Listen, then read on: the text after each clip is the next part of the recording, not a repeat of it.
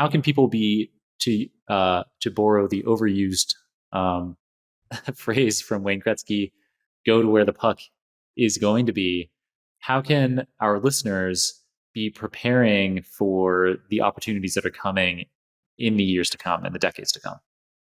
I think what everyone has to realize is these models have been around for years.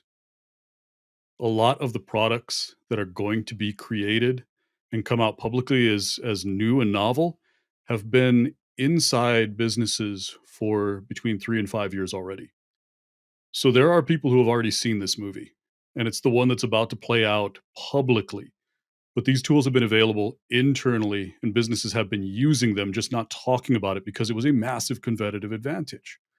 One of the big things you're going to see is this multimodal construct is so much more powerful than people understand. The ability to create content is going to be ubiquitous.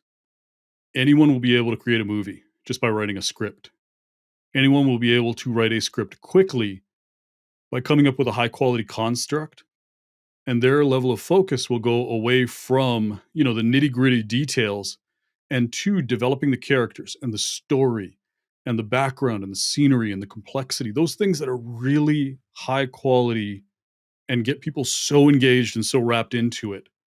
You'll be able to do that faster, less expensively, and with fewer people. The reason why so much of what we produce takes so long to get out to the public is because so many different hands have to be involved in it.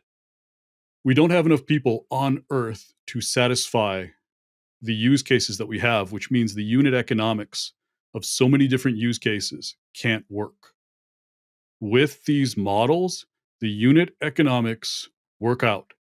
So pull everything you've ever done before where you said the unit economics don't work and look at it again and say, with this model, is there a way I could make the unit economics work?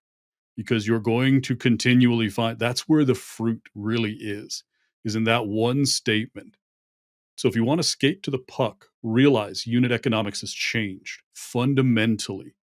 Use cases that just didn't make sense before now do. And if you have this new mindset and if you understand the new paradigm, all of this just starts to click in a way that it probably never has before. So there is really a green field of potential applications out there. From a career standpoint, take a step back and think about everything that GPT can do. Stop doing that stuff. Start learning how to use GPT effectively as part of your workflows to do those types of things and learn everything else. GPT will not be trusted. And think about those three paradigms. We'll trust it for tooling, we'll trust it for a lot of teaming. We won't trust it for anything collaboration for at least a little while. And as it gets better, we will start handing over some of the low end collaboration tasks. But think about what those are. What are the things we will not turn over? Things like leadership. We're not turning over people leadership to GPT anytime soon. Stuff that a product manager does every day. None of that's getting turned over. And that has a couple of different dimensions to it. On the one side, we're talking about high stakes decisions. We don't trust GPT-4 to make cash decisions for us, even though there are people who are saying, here's $100. How much money can you make me with $100? Yeah, you notice it's not a million? There's a reason for that. GPT-4 won't be getting that $1 million check anytime soon. So Mhm. those are other areas where we as people will have competitive advantages for the foreseeable future. So it's strategy, it's leadership, you'll notice that leet code, it doesn't do so hot on those really hard leet code problems. Why? Because those require you to synthesize knowledge to novel scenarios. That's where you really have to pull together. And GPT-4 is far more likely to hallucinate than it is to come up with an accurate answer. So that's Mhm. your opportunity, again, to provide value. But let the model handle all of the easy stuff. Learn how to turn over as much of your life to it as possible so that you're doing the things that, number one, you enjoy more, but number two, they're more challenging intellectually.